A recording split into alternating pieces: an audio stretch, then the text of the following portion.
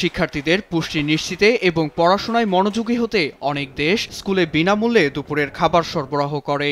এতে শিশুদের যেমন ঝরে পড়া রোধ হয়, তেমনি বিদ্যালয়ের প্রতি বাড়ে আগ্রহ। স্কুল ভিত্তিক বিনামূল্যে খাবার বিতরণ কর্মসূচির উদ্যোগ ইন্দোনেশিয়াতেও অনেক জোরালোভাবে চলছে।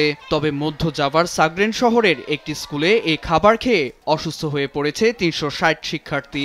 রাষ্ট্রপতি প্রবাল সুবিয়ান্তোর নেয়া বিনামূল্যে খাবার বিতরণ প্রোগ্রামের এটি সবচেয়ে বড় খাদ্যের বিষক্রিয়ার ঘটনা। এ ঘটনায় স্কুলের ভাইস প্রিন্সিপাল জানান, খাবার খাওয়ার পর কিছু শিক্ষার্থী তাৎক্ষণিকভাবে অসুস্থতার বিষয়টি জানালেও বেশিরভাগ অভিযোগ আসে বাড়িতে যাওয়ার পর।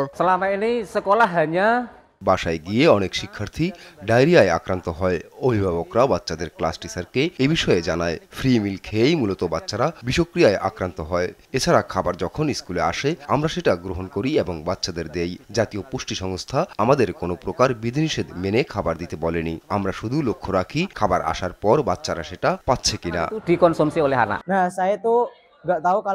কিভাবে অসুস্থ হলাম আমি জানি না। তারপর আমার বন্ধুর খোঁজ নিয়ে জানতে পারি সেও অসুস্থ। তখন আমি বুঝতে পারলাম স্কুলের খাবার খেয়ে আমি অসুস্থ হয়েছি। বাকি সবার থেকে জানতে পারি শুধু আমি না, স্কুলের আরো অনেকে আক্রান্ত হয়েছে।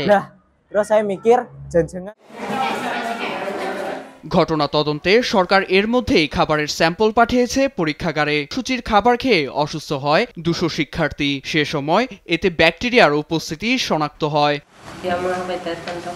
নিউজ ডেস্ক, দেশ টিভি।